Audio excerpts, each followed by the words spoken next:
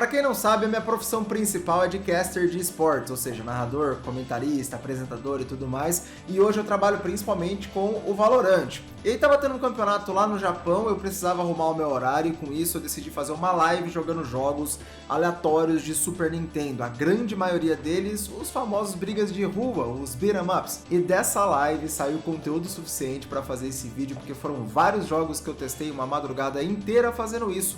Muitos bons, muitos mais ou menos, muitos ruins, e aqui eu vou listar todos eles e falar como foi a minha experiência com cada jogo. E antes de tudo, vale muito a pena dizer também que eu sei que o Super Nintendo não é exatamente a melhor plataforma para jogar beat'em up, o arcade é a melhor plataforma, né, pelo menos que tem as experiências mais completas, porque muitas vezes essas experiências elas são meio capadas no Super Nintendo, você não tem tanto continue, às vezes não dá para terminar o jogo, é muito mais difícil.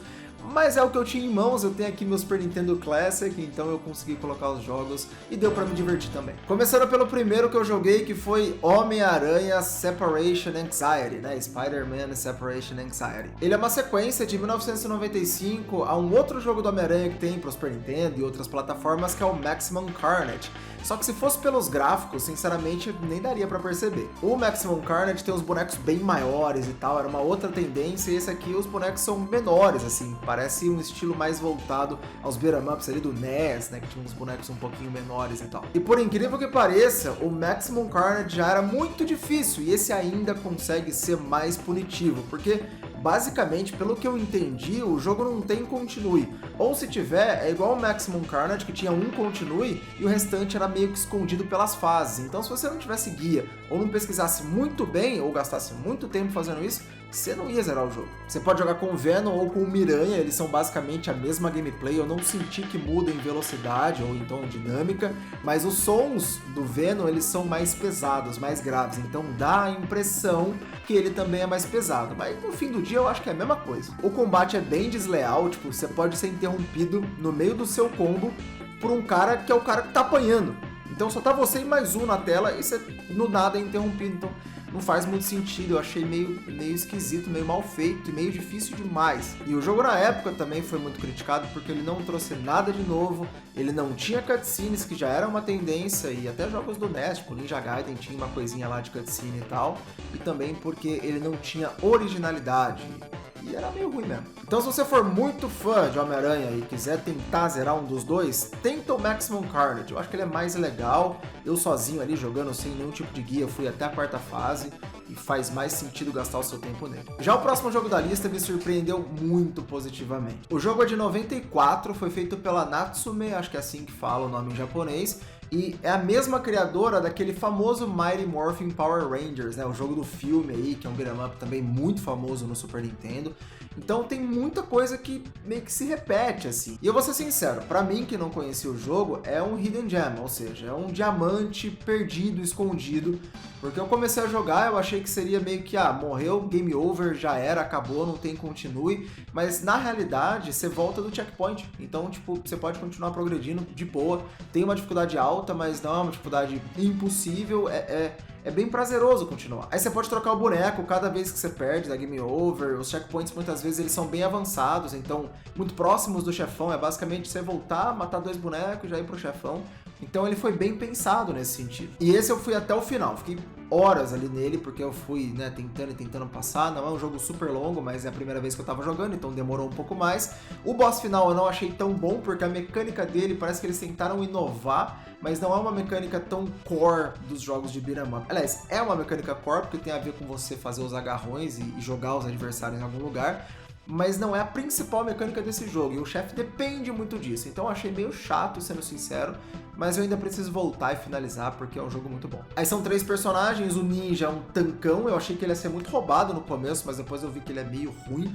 A Kunoichi, que na realidade nada mais é do que o feminino de ninja em japonês, que é ágil, rápida e, enfim, ela não tem tanta vida, mas ela tem essa agilidade. E o último personagem é o Kamaitachi, eu acho que é assim que se pronuncia em japonês, e não é o cantor, e sim tem a ver com um personagem folclórico, que é tipo uma doninha com 2 facas, assim, é bizarro. Que é o mais balanceado de todos. Eu acho que é o que eu menos gostei no começo, mas depois o que eu achei melhor e mais interessante no design também. Então o jogo é difícil, mas ele é bem zerável, os especiais eles são meio tosquinhos, é mais pelo efeito na tela, o efeito prático do que necessariamente o efeito visual. E dos jogos que eu joguei a noite inteira, esse foi o que eu mais curti. E aí passando para Robocop 3, lançado em 1993, ele é um jogo de plataforma, meio jogo de tiro, não é exatamente um beat'em up, é mais de fase, aquele esquemão todo que o SNES é rico em jogos assim. É um jogo extremamente difícil, o padrão dos inimigos é super roubado, no sentido que muitas vezes para você atirar num cara que tá pra cima, você tem que chegar na área de tiro dele, então se você não souber o que você tá fazendo muito bem, não tiver a fase praticamente decorada, dificilmente você vai conseguir passar. E para você ter uma noção do quão difícil é, na época ele já foi criticado e mal avaliado por conta da dificuldade, irmão. Na época. Morreu na fase, volta do começo, não tem checkpoint. E sinceramente tinha o potencial de ser um jogo muito melhor, sabe? Você sente o peso do Robocop, parecido até com o que o jogo do Robocop atual aí, que vai lançar, vai fazer, né? Uma coisa mais pesada e tal. É do personagem, tem potencial. Mas é muito difícil, muito desleal. Então ele fica difícil de encarar. Se você for fã, de repente compensa jogar. Se não, dá uma olhada, testa, entende o que eu tô falando e depois sai fora. Vê um vídeo de alguém muito bom jogando. Aí a minha sessão com o Robocop foi curta e eu fui pra um outro jogo chamado The Shadow, que eu descobri que é um personagem policial, meio justiceiro, que foi criado lá em 1931. Então o jogo, né, o personagem. Eu nunca tinha ouvido falar, mas eu me interessei pela capa, pela vibe meio dark, assim. E aí eu joguei em live, achei interessante, vou contar como foi. E por mim tudo bem, era mais um jogo lançado. Até que eu fui pesquisar e descobri que esse jogo nunca foi lançado. Oficialmente, pelo menos. Depois a comunidade deu um jeito de trazer esse jogo à tona e de salvar esse jogo que estava pronto, mas nunca foi lançado. Isso porque teve um filme do The Shadow em 1994, mas o filme falhou, foi muito mal, e o jogo foi meio que cancelado, mas ele já estava pronto, aí eles não lançaram porque senão ia ficar esquisito, sei lá. Inclusive, enquanto eu tava jogando, tinha alguns bonecos inimigos ali da máquina que eles ficavam meio bugados, assim, o sprite ele ficava meio zoado.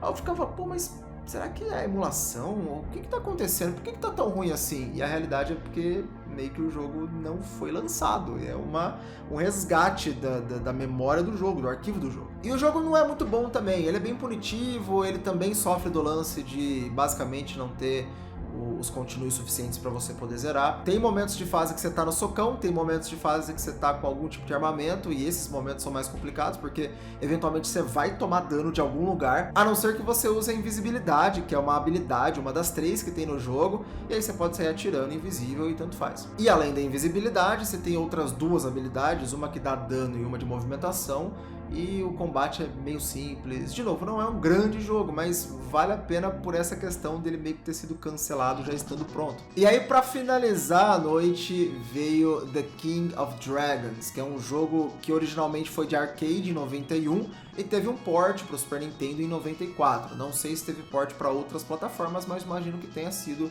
portado para outros lugares também. De novo, parece repetido demais, mas é a realidade da época. 2 continues com 3 vidas cada um. Perdeu, já era. E quando eu comecei a jogar, por mais que o jogo tenha parecido muito mais simples do que os outros, já deu pra ver que ele era um pouco mais antigo, ele aparecia um sistema de nível nos personagens no comecinho. Aí eu falei, putz, olha aí, talvez eu vá jogando, começo no nível 1, posso ir até o nível, sei lá, 8, 9, aí se eu morrer e acabar tudo, eu vou voltar com o personagem mais forte e vai ter essa progressão. Eu imaginei que isso fosse acontecer, mas a realidade é que não, depois que dá game over, volta todo mundo no nível 1, e as classes, os personagens diferentes que aparecem, cada um em teoria no seu nível específico, no seu nível individual, na realidade é só uma maneira de falar que você começa no nível 1, mas meio que não faz sentido. E os personagens têm diferença entre eles, assim, alguns têm mais agilidade, outros têm mais dano de magia, né, dano no super e tudo mais. Então, assim, existe esse sistema, mas não é um sistema que na hora da gameplay faz uma diferença muito grande. Existem algumas diferenças específicas, como por exemplo com o Paladino você conseguir jogar ali o ataque dele e se movimentar no meio da animação, enquanto que com o Mago, por exemplo, você tem que esperar a animação do ataque acabar para aí sim você poder se movimentar. Então tem algumas coisas menores, mas não é tão nítida a diferença entre cada personagem. E mais ou menos no mesmo estilo, porém eu não sei se na mesma época, teve os jogos do D&D mesmo de arcade também, né, que são absurdamente bons e muito mais completos do que esse The King of Dragons. Pelo menos as fases elas são bem fáceis e muito curtas, então você pode sair passando elas assim rapidão. Eu acho que é um jogo que se você treinar, por mais que ele tenha esse problema dos continues, você consegue zerar ele. Na versão de arcade, então, com certeza você vai chegar no final e vale a pena você zerar uma vez, principalmente na versão de arcade, pra chegar até o final, porque a jogabilidade dele, mesmo que seja simples, ela é gostosinha, sabe? Só que o problema, de novo, é esse continue totalmente limitado, bizonho, da época e que tem na versão de SNES e que dificulta tudo. Mas é um jogo que mesmo na versão de SNES, se você treinar legal, eu acho que dá pra você zerar, assim. Vai demorar, mas dá pra fazer. E como seria da hora se fosse um jogo tipo, sei lá, Castle Crashers, né, mais novo aí, que você vai upando e depois você pode ir nas fases e tal. Eu sei que é pedir muito, talvez, pro Super Nintendo, tanto pro hardware quanto pro tamanho da fita, né? Quanto para a questão toda de game design da época, que era muito diferente, principalmente porque esse jogo é um port, não é um jogo original do Super Nintendo, mas seria muito bom se ele fosse assim. E aliás, se você tiver indicação de jogos desse estilo, uns beat'em ups, tipo Castle Crashers, porém mais medievais, mais novos também, ou que dê para pelo menos salvar um progresso, coloca aqui, cara, eu quero saber, me interessei bastante, assim, me chamou a atenção esse jogo, mesmo ele sendo muito simples. E é isso, agora eu quero saber de você, se você já conhecia todos os jogos, se você vai querer jogar algum desses que eu falei, se você achou interessante esse tipo de vídeo, trazendo mais jogos em uma coisa só, jogos um pouco mais antigos, um pouco mais simples também. Enfim, comenta aqui o que você achou de novo, deixa o likezão, se inscreve no canal que é muito importante. E de todos esses jogos, tem um que eu recomendo, é o Ninja Warriors, esse é realmente muito melhor do que eu pensei que seria e vale muito a pena gastar um tempinho nele. Demorou? Tamo junto e tchau.